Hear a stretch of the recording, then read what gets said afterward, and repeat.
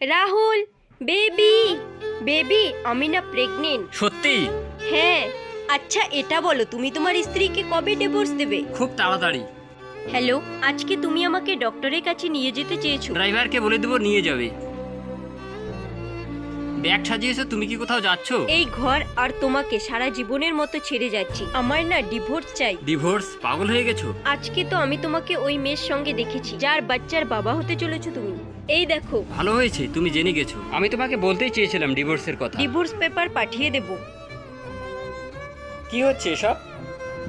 রাহুল, তুমি, ও আমার ভাই হয়। তোমার লজ্জা করছে না? তোমার স্বামীকে তুমি ভাই বলছো, ওর বাচ্চাকে আমার বাচ্চা বলছো শুধুমাত্র আমার সম্পত্তির জন্য? তোমরা দুজন এখনই আমার বাড়ি থেকে বের হয়ে যাও। লাবো, আমাকে ক্ষমা করে দিও। আমি তোমাকে ধোকা দিয়েছি আর ও আমাকে ধোকা দিয়েছে। ও ধোকা দিয়েছে তাই আমার কাছে এসেছো? তুমি যদি মরে যাও তবুও আমি আর তোমার কাছে ফিরে যাব না। লাবো, আমার কথাটা তো